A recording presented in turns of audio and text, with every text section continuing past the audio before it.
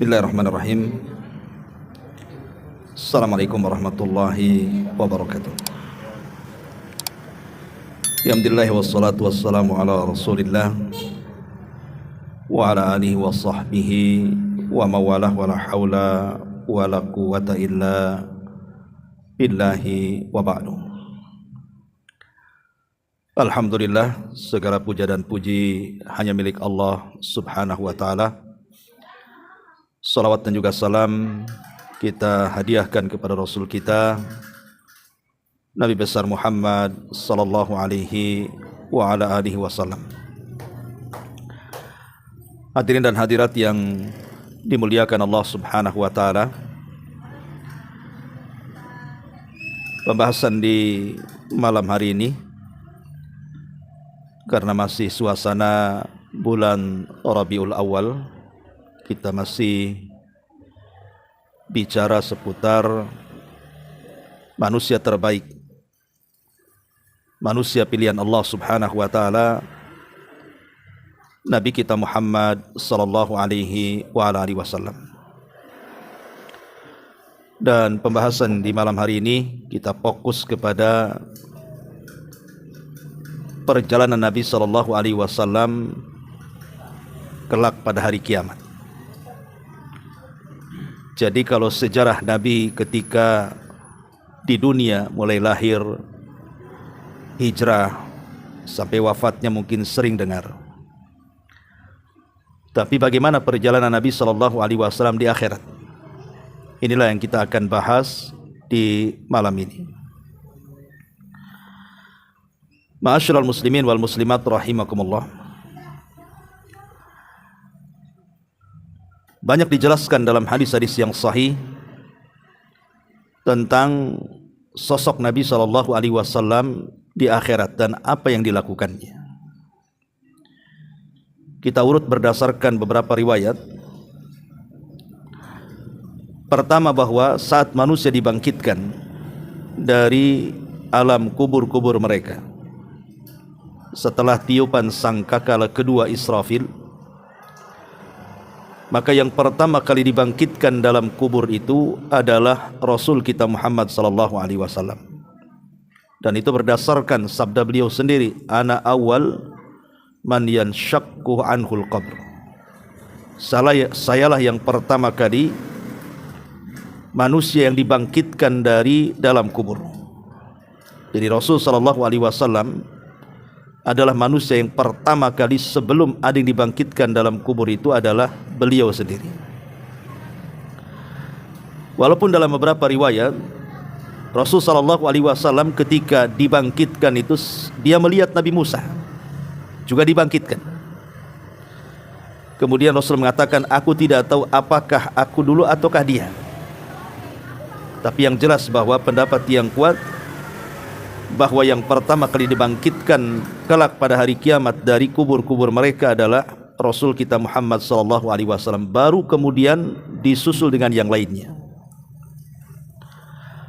Lah ketika manusia kemudian sudah dibangkitkan semuanya, sejak zaman Nabi Adam sampai yang terakhir mati, Anda bisa bayangkan berapa jumlahnya itu. Tidak ada yang tahu kecuali Allah jumlahnya. Maka Nabi SAW pun kemudian menunggu umatnya di telaganya. Karena setiap para nabi itu punya telaga. Likullin nabi haudun, kata Rasul. Setiap nabi itu punya telaga untuk memberi minum umat-umatnya. Lah telaga yang paling besar adalah telaga yang dianugerahkan Allah kepada nabi, yang alirannya disebutkan dari telaga Al-Kautsar yang ada di sorga. Dan inilah sesuai dengan pendapat yang kuat di antara para ulama ketika berselisih pendapat. Letak telaga itu di mana? Apakah setelah titian Sirat Mustaqim, ataukah setelahnya, atau terbentang di antara titian? Tapi pendapat yang kuat wallahu alam, wal ilmu indallah, adalah sebelum titian, artinya berada di padang mahsyar. Maka masing-masing umat itu akan menuju telaga masing-masing nabi yang mereka imani sebelum mereka mati. lah Nabi kita Muhammad SAW tentu adalah Nabi bagi umat Islam, sehingga yang masuk kepada telaga itu hanya umatnya saja. Lah disebutkan dalam riwayat bahwa yang pertama kali minum dari telaga itu adalah Ahlul Yaman, orang-orang yang berasal dari negeri Yaman. Mereka adalah orang-orang Ansar, orang-orang yang menolong Nabi SAW semasa hidupnya. Dan ini salah satu bentuk kemuliaan orang-orang Ansar di akhirat, karena di dunia orang-orang Ansar itu tidak diberikan kesempatan untuk memimpin, karena para pemimpin Islam itu semua dari kalangan muhajirin. Baik Abu Bakar Siddiq radhiyallahu an, dia muhajirin. Kemudian Abu Bakar meninggal diganti Umar, muhajirin lagi. Kemudian Umar meninggal diganti Utsman, muhajirin lagi. Kemudian Utsman meninggal diganti Ali, muhajirin lagi. Kemudian Ali diganti Hasan ibn Ali, juga muhajirin. Terus sampai kepada sistem kerajaan, baik dari Bani Umayyah, raja pertama Muawiyah juga muhajirin. Kemudian tumbangnya Daulah Umayyah dan berdirinya Daulah Abbasiyah pun muhajirin, dan begitu seterusnya. Jadi orang-orang Ansar itu tidak diberikan kesempatan untuk memimpin. Maka sebagai imbalannya, maka orang-orang Ansar kelak di akhirat, mereka orang yang pertama kali meminum telaga Nabi SAW sebelum yang lainnya. Dan ini kemuliaan orang-orang Ansar. Lah Nabi SAW berdiri di telaga itu menanti umatnya. Apabila umatnya satu persatu terus berdatangan meminum dari telaga Rasul, karena masalahnya orang yang satu kali minum dari telaga Rasul itu sudah tidak akan haus selamanya.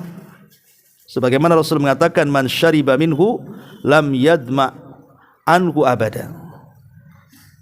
Maka siapapun yang meminum dari telaga Rasul itu selamanya tidak akan haus.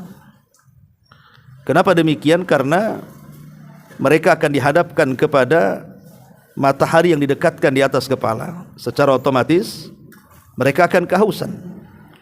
Makanya orang yang meminum dari telaga Rasul itu tidak akan haus selamanya. Masalahnya, ketika ada sekelompok orang yang mau masuk ke dalam telaga Rasul, tiba-tiba diusir, tidak boleh minum. Maka Nabi SAW kemudian memanggil-manggil mereka dan mengatakan, ummati ummati, ya Rabb, mereka umatku. Kenapa kau usir mereka? Biarkan mereka masuk dan minum. Tapi Allah Subhanahu wa taala mengatakan kepada Rasul kita, ya Muhammad, innaka la tadri ma ahdatsu ba'daka innahum ghayyaru wa baddalu. Wahai Muhammad, engkau tidak tahu dengan umatmu itu, setelah meninggalmu umatmu itu sudah jauh dari sunnahmu, jauh dari syariatmu, bahkan merubah-rubah petunjuk dan juga ajaranmu. Biarkan mereka tidak minum. Menjadi khilaf para ulama, siapa orang-orang yang terusir dari telaga Nabi ini? Ada yang mengatakan mereka adalah orang-orang Islam yang murtad. Jadi orang-orang yang dulunya Islam kemudian murtad, maka mereka tidak akan pernah minum dari telaga Nabi. Ada yang mengatakan mereka adalah ahlul bid'ah, orang-orang yang suka melakukan bid'ah, karena mereka lah orang-orang yang jauh dari sunnah Nabi. Mereka tidak akan minum dari telaganya. Ada yang mengatakan mereka adalah murtakibul kabirah, orang-orang yang gemar melakukan dosa besar, melakukan zina, minum khamr, judi, pokoknya dosa-dosa besar. Mereka tidak akan minum dari telaga Rasul. Ada yang mengatakan mereka orang-orang munafik. Wallahu a'lam. Tapi yang jelas bahwa Nabi SAW akan menunggu umatnya telaga ini. Setelah semua minum dari telaganya, kemudian mereka pun dikumpulkan di sebuah padang yang disebut dengan padang mahsyar. Disinilah kemudian manusia pun berusaha untuk datang kepada setiap para nabi.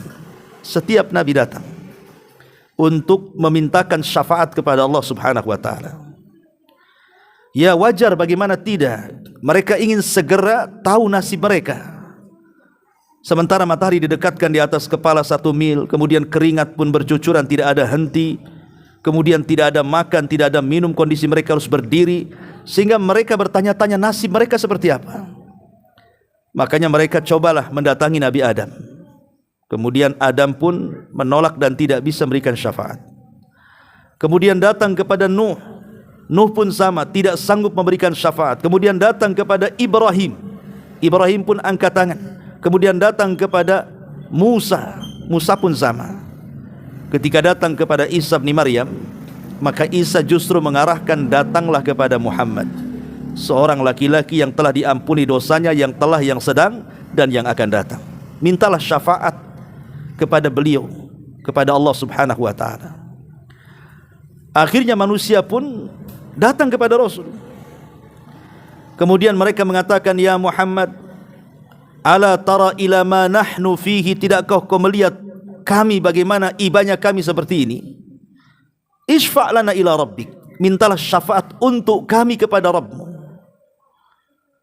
Maka kemudian mereka menceritakan, kami sudah datang kepada Adam, Adam menolaknya. Kami datang kepada Nuh juga sama. Kami datang kepada Ibrahim, Ibrahim pun menolaknya. Kami datang kepada Musa juga sama. Dan yang terakhir kepada Isa diarahkan kepada dirimu. Maka Nabi SAW mengatakan, ana laha, ana laha. Baik, aku akan coba. Maka Nabi SAW pun kemudian mendekati arsy sebelah kanan Allah, sebelah kanan arsy Allah subhanahu wa ta'ala. Kemudian sujud dengan sujud yang lama. Kemudian dalam sujudnya Nabi berdoa kepada Allah subhanahu wa ta'ala, ya Rabb, bukankah engkau dulu di dunia sudah menjanjikan syafaat kepadaku? Maka hari ini izinkan aku untuk memberikan syafaat. Maka Rasul SAW mulai memuji Allah dengan pujian yang belum pernah sebelumnya beliau katakan. Maka ketika kemudian sujud cukup lama, entah berapa lama sujudnya Rasul, maka Allah subhanahu wa ta'ala kemudian mendatangi Rasul dan mengatakan, ya Muhammad irfa ra'sak, wahai Muhammad, angkat kepalamu. Wasal tu'ta, minta kau akan diberi. Wakul tusma, katakan kau akan didengar. Washfa tu syafa, engkau mintalah syafaat, aku akan beri kau syafaat. Maka Nabi SAW pun kemudian mulai memberikan syafaat yang diizinkan Allah. Dan itulah yang disebut dengan syafaatul uzma. Tidak ada satupun nabi-nabi yang diberikan kesempatan untuk memberikan syafaat besar kecuali Nabi SAW pada hari itu. Setelah Nabi SAW memberikan syafaat, tiba-tiba Nabi SAW diperlihatkan semua umat dan para nabinya, sejak zaman Adam sampai yang terakhir beliau. Semua umat diperlihatkan. Sampai ada Nabi itu melihat ada satu Nabi itu tidak ada pengikutnya. Ada Nabi itu yang pengikutnya 1 atau 2. Ada Nabi pengikutnya cuma 3 orang saja atau 10 orang saja. Tapi ada juga Nabi yang banyak sekali pengikutnya. Jadi betul-betul diperlihatkan di hadapan Nabi SAW. Sehingga ketika dia melihat ada sekelompok orang yang jumlahnya begitu banyak, kemudian dia sangka dia adalah umatnya. Dia mengatakan, apakah itu umatku? Rupanya bukan. Rupanya itu adalah Musa dan kaumnya. Jadi Nabi Musa itu juga banyak sekali umatnya. Tapi ketika melirik ke arah lain, rupanya ada manusia yang jauh lebih banyak jumlahnya dibandingkan jumlah umat Nabi Musa. Maka Allah subhanahu wa ta'ala atau Jibril mengatakan, ya Muhammad, itulah umatmu di sana. Maka Nabi SAW mampu mengenali umatnya dari apa? Dari bekas-bekas sujudnya. Jadi Rasul mengenali umatnya itu dari bekas sujud dan bekas wudu. Jadi bekas wudunya itu ada cahayanya di dahi dan di anggota badan wudu yang harus dibasuh saat wudu. Itulah dari kakinya, dari tangannya, dari dahinya, dari kepalanya muncul cahaya. Dengan itulah Rasul bisa mengenali umatnya. Tiba-tiba Nabi SAW dikatakan bahwa di antara umat Muhammad ada 70.000 yang mereka akan masuk surga tanpa hisab dan azab. Tanpa hisab dan azab, direct masuk surga. Kemudian Nabi SAW diberitahu tentang sifat-sifatnya. Di antaranya adalah alladzina la yastarkun wa la yaqtawun wa la yatatayyarun wa ala rabbihim yatawakkalun. Jadi 70.000 orang yang masuk surga tanpa hisab dan azab itu di antara sifat-sifatnya adalah orang yang tidak minta diruqyah, orang yang tidak minta diobati dengan besi yang dibakar, orang yang tidak tatayur menganggap untung dan buntung itu karena sebab burung atau yang semacamnya, dan orang yang senantiasa bertawakal kepada Allah Azza wa Jalla. Mereka lah orang-orang yang akan masuk surga tanpa hisab dan azab. Ma'asyiral muslimin yang dimuliakan Allah Subhanahu wa taala, lah Nabi juga melihat umatnya di beberapa tempat. Salah satunya adalah di tempat penimbangan amal. Jadi selain Nabi SAW melihat umatnya atau menunggu umatnya di telaganya, Rasul pun menunggu umatnya di tempat penimbangan amal itu. Rasul mendoakan umatnya agar kebaikan mereka lebih berat dibandingkan keburukannya. Karena hadis Anas bin Malik radhiyallahu an, ketika dia mengatakan, "Ya Rasulullah, sudikah engkau memberikan syafaat kepadaku kelak pada hari kiamat?" Karena Anas sudah banyak berjasa, tentunya Rasul mengatakan, "Af'al ya Anas," tentu hai Anas. Kemudian kata Anas, "Ya Rasulullah, kalau begitu kelak pada hari kiamat, aina ajiduka, di mana aku dapati dirimu? Kau menunggu di mana aku akan menemui kamu di kelak pada hari kiamat?" Maka Nabi SAW mengatakan, "Carilah aku di 3 tempat. Pertama di telagaku. Kalau engkau tidak mendapatiku di telagaku, carilah di tempat penimbangan amal. Kalau tidak bisa engkau temui aku di tempat penimbangan amal, carilah aku di titian."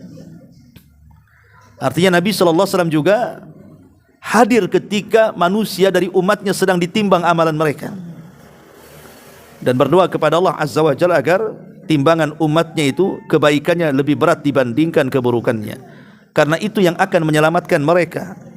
Faman thaqulat mawazinu, barang siapa yang berat timbangannya, fahuwa fi 'ishati radiyah, maka dia akan mendapatkan kehidupan yang diridhai Allah Subhanahu wa taala.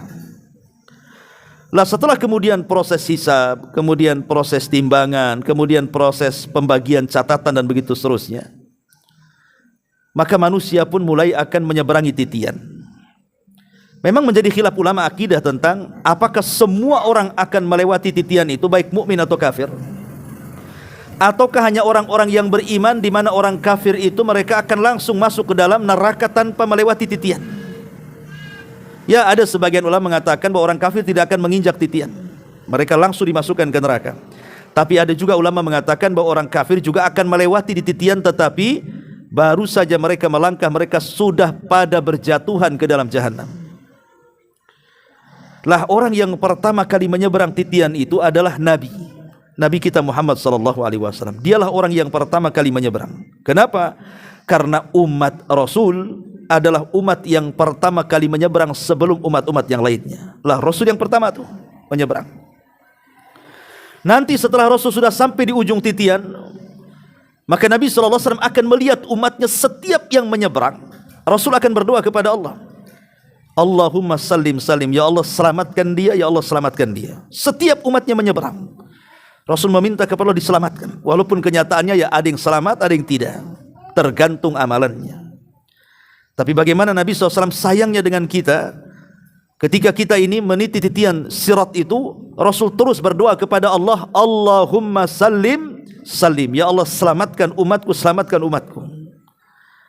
Setelah kemudian umatnya diselamatkan oleh Allah Azza wa Jal, sebagian mereka ada yang terjatuh, ya sebagian mereka mampu menyeberangi, karena kan macam-macam tuh, ada yang seperti kilat atau sudah di ujung, ada yang seperti kuda balap, ada yang seperti pelari dan begitu seterusnya. Ketika mereka sudah berada di Kontoro itu sudah ujung daripada titian tuh, di depannya sudah pintu-pintu sorga tuh. Di sini terjadi namanya apa? Qisas. Orang yang zalim dan orang yang dizalimi dari kalangan kaum muslimin akan berjumpa di tempat ini. Ada yang bangkrut karena pahalanya diberi, ya. Ada yang harus menanggung dosa karena dosa orang lain dipikul dia. Ada yang masih ada stok pahala sehingga ada kesempatan masuk surga. Ada yang habis pahalanya kemudian terlempar kembali ke neraka. Banyak peristiwa di Kontoro ini. Tapi setelah kemudian itu terjadi, kisos itu, maka manusia mulai mendekati pintu-pintu surga. Berjubellah manusia di situ itu. Karena Rasul yang mengatakan, sayati alaikum zaman, akan datang waktunya nanti orang itu berdusel-dusel di pintu-pintu surga. Mereka tidak bisa masuk masalahnya, ya. Karena pintu sorga walaupun seluas itu tidak dibuka, dan tidak ada yang bisa membuka, dan sudah dibuka oleh para nabi pun tidak bisa dibuka. Lalu siapa yang membuka pintu sorga itu? Maka Nabi SAW mengatakan, ana awal man aftatihu babal jannah. Sayalah orang yang pertama kali membuka pintu sorga. Maka Nabi SAW mendekati pintu-pintu sorga kemudian mengetuknya. Apabila Rasul mengetuknya, kemudian penjaga pintu sorga malaikat Ridwan akan mengatakan, man, siapa kamu? Maka Rasul mengatakan, ana Muhammad, saya adalah Muhammad. Maka Ridwan mengatakan, umirtu alla aftah li ahadin qablaka ya Muhammad. Aku sudah diperintah Allah untuk tidak boleh membuka pintu sorga kecuali engkau yang minta. Kecuali engkau yang minta, kata malaikat Ridwan. Akhirnya kemudian semua pintu sorga dibuka satu persatu. Dan pintu sorga jumlahnya berapa? 8. Adapun pintu neraka jumlahnya 7. Kenapa pintu sorga dilebihkan 1 dibandingkan pintu neraka? Untuk menunjukkan kasih sayang Allah itu lebih luas dibandingkan kemurkaannya. Makanya dilebihkan 1. Ya. Lah setelah kemudian pintu-pintu sorga dibuka, maka pintu itu akan diperuntukkan kepada orang-orang sesuai dengan kerajinan dia di dunia saat ibadah. Dia rajin apa? Bagi yang rajin solat, maka dari pintu solat malaikat akan mengatakan, hai orang-orang yang rajin solat, masuk dari pintu sini. Kalau ketika di dunia dia rajin sedekah, maka malaikat yang ada di pintu sorga lain mengatakan, hei orang-orang yang ahli sedekah, masuk kau dari sini. Termasuk juga orang-orang yang ahli puasa, maka mereka akan masuk dari babur rayyan. Bab pintunya untuk orang-orang yang berpuasa, tidak ada yang masuk kecuali orang yang rajin puasa dari pintu itu. Sampai Abu Bakar Siddiq radhiyallahu anhu bertanya kepada Rasul, ada enggak orang yang masuk dari 8 pintu? Suka-suka dia entah masuk dari pintu pertama, kedua, ketiga. Ada enggak orang yang suka-suka dia masuk dari semua pintu? Maka Rasul mengatakan, ya, dan aku harapkan engkaulah orangnya, katanya. Kata Rasul mengatakan, ya, ada, dan saya berharap engkau yang seperti itu. Kepada Abu Bakar. Ini menunjukkan keistimewaan Abu Bakar Siddiq radhiyallahu anhu. Apakah cuma Abu Bakar saja? Tidak. Ada juga seperti para wanita, ibu-ibu. Ya. Hadis Nabi SAW mengatakan, idza shallatil mar'atu khamsaha wa shamat syahraha wa hafidhat farjaha wa ata'at ba'laha qila laha udkhulil jannah min ayyi abwabis thamaniyati sya'at atau syi'ti. Kata Nabi SAW, apabila seorang wanita dia jaga solat 5 waktunya. Bukankah laki-laki juga harus menjaga solat 5 waktu? Ya, tapi perempuan harus lebih menjaga. Kenapa? Karena ada waktu-waktu mengeluarkan darah haid. Jangan sampai kemudian karena dia meremehkan solat, mengakhir-akhirkan waktu solat yang harusnya ketika solat tidak sedang haid, ketika diakhirkan waktunya datang pula haid dia, berarti dia meninggalkan solat tuh. Makanya wanita harus lebih menjaga solat 5 waktu. Kemudian yang kedua, wasamat syahraha, dan wanita harus menjaga puasa Ramadannya. Bukankah laki-laki juga sama menjaga puasa Ramadan? Ya, tapi perempuan harus lebih. Kenapa? Karena setiap perempuan di bulan Ramadan pasti punya utang. Enggak mungkin tidak punya utang. Kalau laki-laki lunas, tapi kalau perempuan mesti punya utang karena datang haid. Ada wanita-wanita itu yang ketika lewat Ramadan tidak segera diqadha sampai tahun depan, sampai bulan Sya'ban tahun depan baru sibuk dia mengqadha puasa Ramadan. Celakanya dia qadha itu sudah dekat-dekat Ramadan, sehingga mungkin seminggu lagi mau Ramadan baru dia sibuk mengqadha haid dia di waktu Ramadan tahun kemarin. Ketika mau mengqadha keluar lagi darah haid dia. Akhirnya 2 tahun berturut-turut dia punya utang jadinya kan. Makanya harus dijaga tuh puasa bagi wanita itu. Wasamat syahraha wa ata'at wa hafidat farjaha, dan wanita yang menjaga kemaluannya dan juga wanita yang taat kepada suaminya. Maka dikatakan kepada wanita-wanita yang memiliki 4 sifat ini, silahkan masuk dari pintu sorga yang 8 sesuai dengan kehendaknya. Memang cuma 4 perkara, tapi kan ringan berat namanya ini. Nampak ringan tapi berat kalau diamalkan kan. Menjaga solat, menjaga puasa, menjaga kehormatan keluarga dan taat kepada suaminya. Baru dipersilahkan wanita yang mengamalkan 4 perkara ini masuk dari pintu sorga dimanapun dia berada. Ma'asyiral muslimin wal muslimat rahimani wa rahimakumullah. Lah ketika kemudian semua manusia sudah masuk ke dalam sorga dan Rasul orang yang pertama kali masuk ke dalam sorga, maka Nabi SAW akan ditempatkan oleh Allah Subhanahu wa Ta'ala di sebuah tempat yang sangat-sangat mulia, Maqamam Mahmud, tempat yang sangat terpuji, yang semua para nabi cemburu kepada tempat itu. Dan itulah tempat Nabi SAW, di mana sebelah kiri dan kanannya ada yang disebut dengan maqam wasilah dan ada yang disebut dengan maqam fadilah. Ya, ada yang mengatakan bahwa wasilah itu maksudnya adalah Asia bintu Muzahim, istri daripada Fir'aun. Dan fadilah itu maksudnya adalah Maryam bintu Imran, karena dua wanita ini di akhirat kelak akan dipersunting Nabi.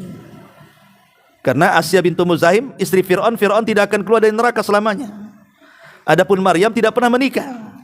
Maka dua wanita ini akan dipersunting oleh Nabi SAW. Makanya dalam doa adzan itu apa? Ati Muhammadanil wasilata wal fadilah. Ya Allah, berikan kepada Muhammad itu wasilah. Apa yang maksud wasilah? Maksudnya Asia bintu Muzahim. Kemudian fadilah maksudnya apa? Maryam bintu Imran. Jadi mereka akan menjadi istri Nabi SAW. Asia, Maryam, Khadijah dan istri-istri yang lainnya. Jadi Nabi SAW diberikan kedudukan yang sangat tinggi di sorga. Dan disitulah Nabi SAW akan menemui umatnya, tentu berdasarkan amalan-amalannya. Ada yang sering dijumpai Rasul, ada yang jarang dijumpai Rasul, tergantung amalannya. Seperti Nabi SAW mengatakan, man ahya sunnati faqad ahabbani. Siapa yang suka menghidupkan sunnahku maka dia telah mencintai aku. Wa man ahabbani kana ma'i fil jannah. Maka siapa yang mencintai aku maka dia akan bersamaku di sorga. Orang yang suka menghidupkan sunnah Nabi SAW akan sering berjumpa dengan Nabi. Atau para kafilul aitam, orang-orang yang mengkafil anak yatim. Karena Rasul mengatakan, ana wa kafilul yatim kahataini fil jannah. Seperti ini di sorga, kata Rasul. Saya dan para pengkafil anak yatim seperti ini di sorga. Akan banyak ditemui Nabi SAW. Dan orang-orang yang berakhlak dengan ketinggian akhlak yang luhur. Karena orang yang paling dekat kepadaku kedudukannya pada hari kiamat, kata Rasul, ahasinuhum akhlaqo, orang yang baik akhlaknya. Dan banyak lagi termasuk orang yang banyak bersalawat kepada Rasul. Jadi perjumpaan kita dengan Rasul kelak di sorga, kalau takdirkan kita masuk sorga, itu tergantung amalan kita di dunia. Oleh karena itulah maka perbanyak amalan-amalan yang bisa memperjumpakan kita dengan Nabi. Sudah di dunia kita tidak berjumpa, jangan pula di akhirat kita tidak ketemu. Seorang muslim harus rindu berjumpa dengan Nabi. Karena Nabi SAW lah juru penyelamat kita kelak pada hari kiamat dengan syafaatnya. Karena banyak macam-macam syafaat yang diberikan oleh Rasul. Ada syafaat itu diberikan oleh Rasul kepada orang-orang yang sudah masuk ke dalam neraka. Udah dalam neraka itu. Rasul meminta, ya Allah, keluarkan mereka dari neraka. Akhirnya mereka dikeluarkan dari neraka. Ada syafaat Rasul itu kepada orang-orang yang sudah divonis masuk neraka tapi tidak jadi masuk neraka. Maka Nabi meminta agar mereka jangan dimasukkan ke neraka, masukkan ke surga. Ada syafaat khusus, seperti syafaat kepada pamannya Abu Talib. Tapi Abu Talib tidak pernah keluar dari neraka, tetap saja dia di neraka, cuma nerakanya diringankan saja. Walaupun sebagian ulama akidah mengatakan itu bukan syafaat, tapi ada yang mengatakan itu syafaat khusus. Ya, dan pada hari kiamat orang yang paling beruntung dan orang yang paling bahagia dengan syafaat Rasul adalah orang yang mengatakan la ilaha illallah, alias orang-orang yang muwahhid ahli tauhid.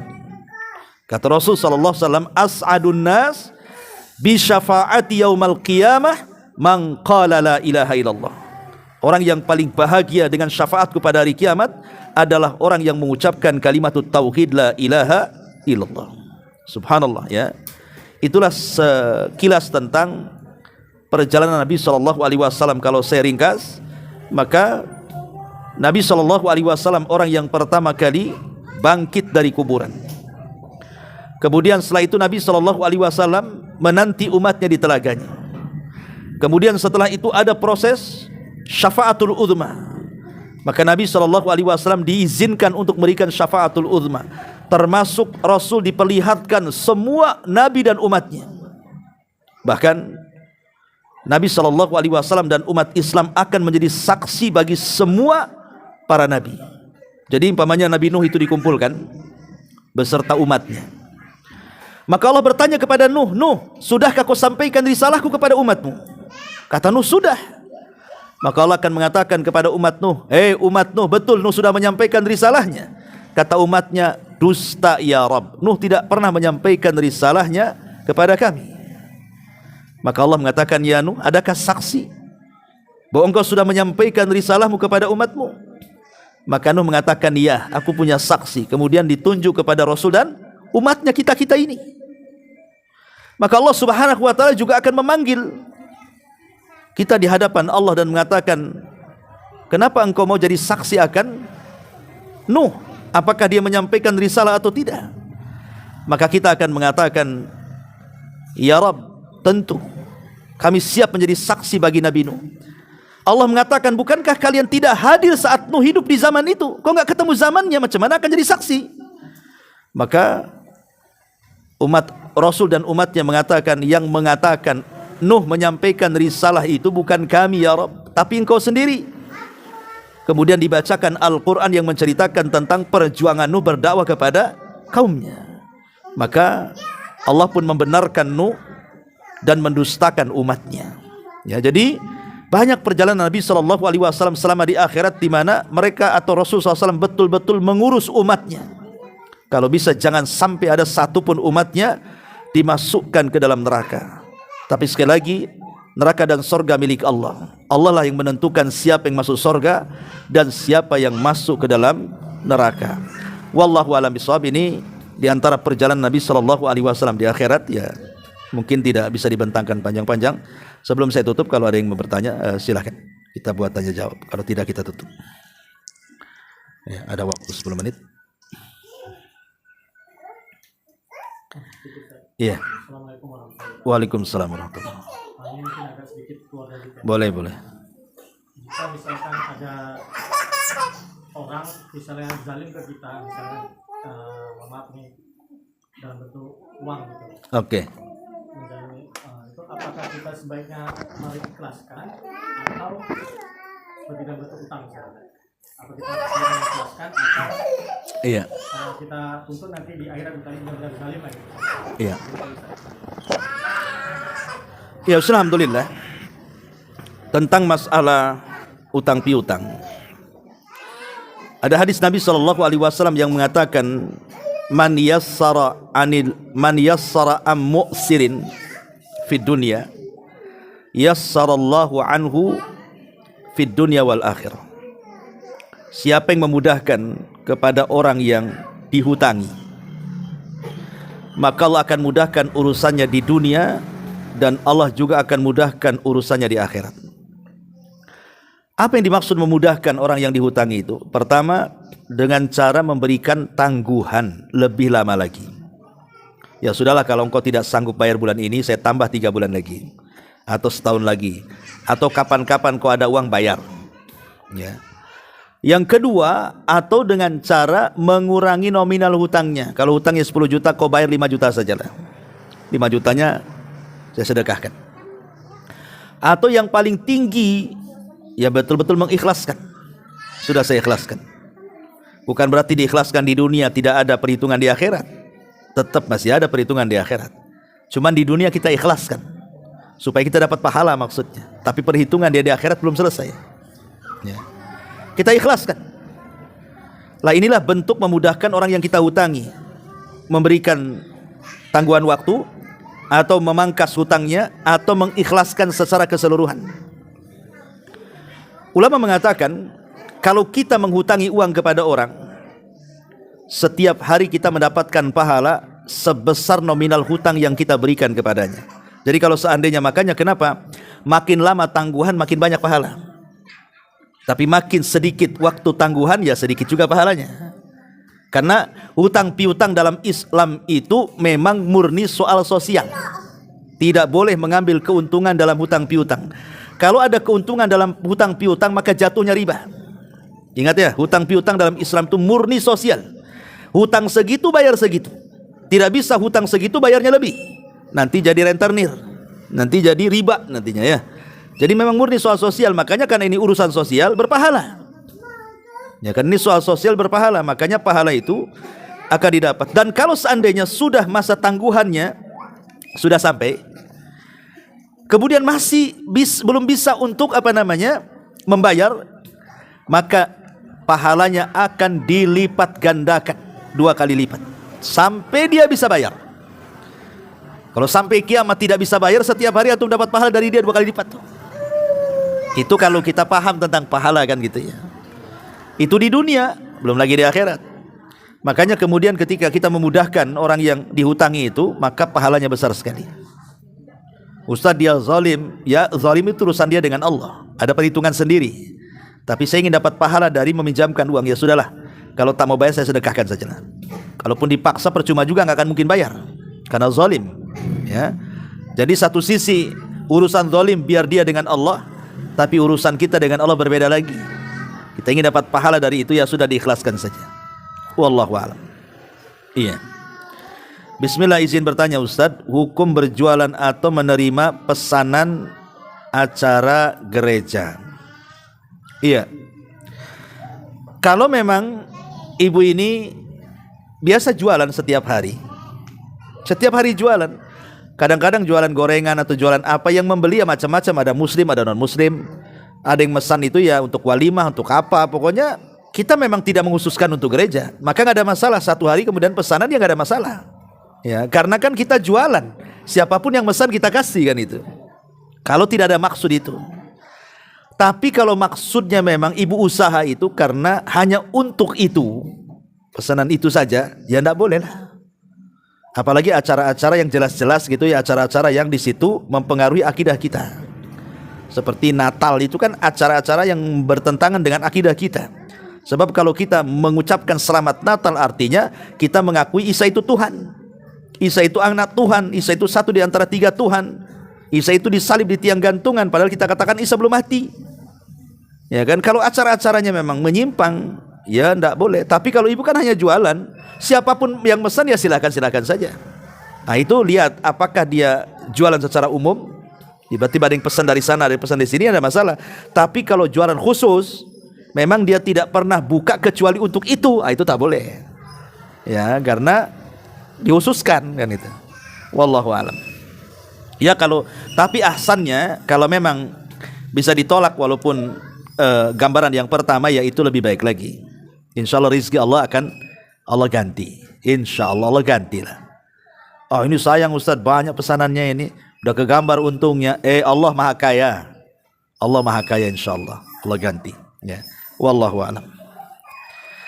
Taib, sampai di sini. Subhanakallahumma bihamdika, asyhadu an la ilaha illa anta, astaghfiruka.